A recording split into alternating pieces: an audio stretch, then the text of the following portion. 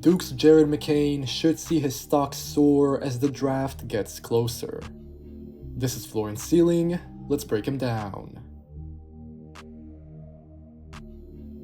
What I'm truly curious about with Jared McCain is how good of a shooter he is. As a freshman at Duke, I saw some really positive signs, and dare I say it, some elite flashes. This first shot that we're looking at here became a sort of signature for McCain over the course of the season. Time and time again, the Blue Devils guard pushed the pace in transition and all of a sudden decelerated into a pull-up three. This right here is an extremely tough shot to make, so the fact that McCain has this in his locker before he even gets to the NBA is great to see. As I think about the next level, I also cannot help but think of guards like Steph Curry, Damian Lillard, Trae Young, or Tyrese Maxey, all smaller playmakers who can also bend a defense with their shooting gravity. As we'll dive into, McCain is not as athletic or mainly as fast as those other guards, but everything looks really good from beyond the arc. In his sole season at Duke, McCain averaged about 14 points on 61% true shooting, and his efficiency really stood out from downtown. More than half of the Duke prospect's total shots came from deep, and he converted on almost 42% of his threes. Crucially here, I'm looking at McCain's versatility both on and off the ball. As I'll also get into, it's true that he had the rock in his hands a lot less than most other guard prospects. At Duke, the ball usually went through Kyle Filipowski, Jeremy Roach, or Tyrese Proctor, so that meant McCain was spotting up or receiving to catch and shoot quite often. As with his pull-up three, we often saw this happen in transition as well. Generally, McCain did this very well, given that he shot 42% on spot-ups, and this came on high volume. Jared averaged about 6 threes per game, and he took more than 200 of these shots for the year. All of these signs are great, and then there are also the flashes of what McCain can do off the dribble. Right now, he won't really break down a defender with his handle, but he can create space with a step back before getting into his three. My interest in McCain's shooting also goes into the mid-range. In this area, we have to be a little more cautious because the volume was lower, but the efficiency was also great. McCain converted 42% of his two-point jumpers, creating most of those looks for himself. Really, I think the name of the game here is balance. McCain gets to his spots without doing anything crazy, and then he's almost always in rhythm rising into his jumper. The Duke guard creates space with his footwork and his pace rather than with explosiveness. He's also pretty strong already, which definitely helps. McCain can separate using his off arm or off a shoulder bump before he pulls up. Jared is definitely not the biggest at about 6'3" in shoes with short arms, but he is not reliant on a tough shot diet. In the NBA, I'm curious to see how McCain would do on a higher volume of these pull-ups, but also he can already be effective without needing many touches, and you can imagine him being used curling downhill or coming off wide pin downs into his midi. Working under the idea that McCain will be a good or very good shooter, he'll have enough gravity pulling up to open up lanes to the basket. More than in other areas, this might be where McCain's athletic limitations show up most. We'll get into those later, but I thought the Blue Devils guard did well to offset those concerns as a freshman. He made a little over 61% of his shots at the rim, and this was about the same number accounting for just in the half court. Even though McCain is not the type of guard to dominate the paint, I thought he was clearly efficient enough. Overall, I came away impressed. McCain is not twitchy, but he does well to disguise his finishes and avoid getting blocked. McCain understands how to play at his own speed, and he's strong enough to not get knocked off his spots, so rushing him is hard for defenders.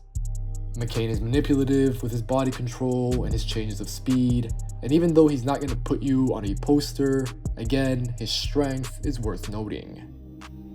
The former 5-star prospect can play through contact, and he finishes strong off of 2 feet. He also has a strong core, which when combined with McCain's tight handle and his counters, makes life much easier for him in the paint. Of course, if we're projecting McCain's shooting and finishing, then he should also be able to attack closeouts. At the next level, particularly if he's still being used largely off the ball, the 20-year-old will need counters for when he's ran off the 3-point line. However, I don't expect this to be an issue really. Still, we should acknowledge McCain's limitations. At this stage, the most obvious ones are the physical ones. McCain is 6'3" at most, with a below average wingspan, no real hops, and no real foot speed. He only had 2 dunks for the entire season, and less than 100 attempts at the basket with a percentage that was alright, but I think improvable. The reality is, McCain is not a blow-by threat to any extent. He already has problems beating college defenders off the dribble at times, so this could be amplified in the NBA. His handle, as I said, is safe, but it's not that dynamic. The Duke guard is strong and he plays tough, but he can only be so physical given his measurements, especially against bigger, better athletes. Continuing to improve his in-between game and adding a reliable floater or runner should be beneficial for McCain. As I look towards the future, I'm still not sure whether Jared can consistently finish over NBA 7-footers, and I'm also not convinced yet that he'll be able to create space against positional defenders who are longer and more explosive than him. It's worth asking those questions because they tie into McCain's equity on the ball, and as a result, this will mean whether he's a point guard, a combo, or truly more of an off-ball connector. As I've been saying recently, it's more important than ever now for NBA prospects to be able to do more than just shoot spot-ups.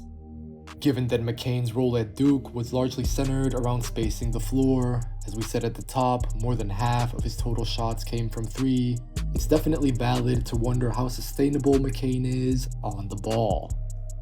For me, the biggest concern is that he can struggle to create genuine separation at times.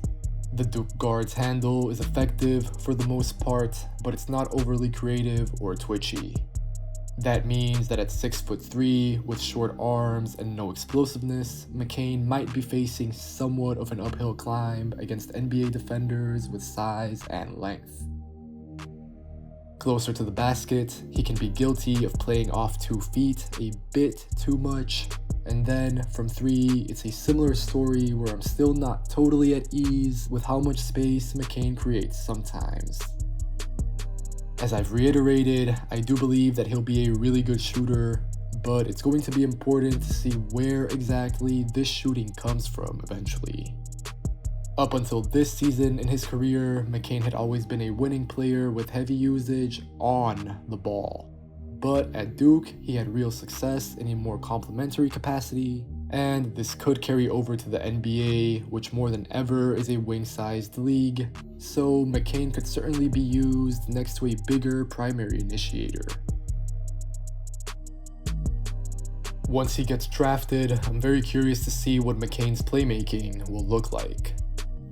I had the chance to evaluate him in high school when he played with the ball in his hands way more, but those reps were sort of stripped away at Duke. McCain is coming into the draft having played a role that looked fairly different to the other prospects in his position. So, in particular, I wonder how the Blue Devils guard will operate using ball screens. Those are staples for any NBA point guard, and I thought the flashes that we saw at Duke were solid. I'm also encouraged by McCain's prior history before college, but this season we were only really able to get a small sample size. Instead, McCain's passing stood out much more so in a connective manner. In some ways, I think this might give him a safer outcome. Again, this allows McCain to remain effective away from the ball. However, given his physical dimensions, I think it would probably benefit McCain the most to be able to play the point guard. Overall, what these passes show to me is that you can consistently trust McCain to make the right decision. Jared's assist numbers were low at under 2 per game, and he will need to raise that production, but keep in mind he also barely turned the ball over. So really, in my opinion, most of it boils down to his usage rather than his reads or a lack thereof. McCain can create threes, he moves the ball smartly, he's able to push in transition, and he can attack rotating defenses. Coupled with his shot, toughness, and handle, all of these things are great signs. But as I've been pointing out, McCain remains unproven as a facilitator at the next level. We're dealing with such a small volume that it's tough to be all in on him being a floor general in the NBA, even if we do have some encouraging flashes. For the most part, I like McCain's reads and his process, but sometimes though, his lack of burst can hinder his angles, and he can still have problems playing in congested spaces. Defensively, I feel pretty optimistic about Jared McCain. There's always the question of how a 6'3" guard with average at best foot speed and short arms translates to the NBA. McCain, for sure, will have his limitations, but I think he'll be alright positionally, mostly because of his toughness, instincts, and very importantly, his strength. McCain is engaged and alert on this end, which is already a great start, and then I think he does very well to make multiple efforts and stay in plays. The Duke prospect is able to keep his man in front, and it's hard to dislodge him. McCain uses his chest well without fouling, he stays on balance and active even after taking bumps. I expect NBA teams to love McCain's motor and competitive nature, and as he meets with organizations across the league, I would expect him to keep rising up draft boards. Now, I don't think he'll be some sort of all-defense guard, but I don't expect him to be a minus at all. As a freshman at Duke, McCain posted a little over 1 steal a game, but his impact was more tangible than just in the box score. Similarly to down the other end, McCain is relatively small, slow, and unathletic. He's also not going to be switchy at all, so we have to keep that in mind, given that McCain will be restricted to only defending 1 guards, and even then, he'll likely give up length to a lot of them. So even though McCain tries hard, he still has to operate within certain defensive constraints. We've seen that until now with his activity as a low man. I like how McCain tries to be disruptive rotating around the rim, but his actual effectiveness flickers because he does not always have the size or pop to rotate in time and put off the attacker.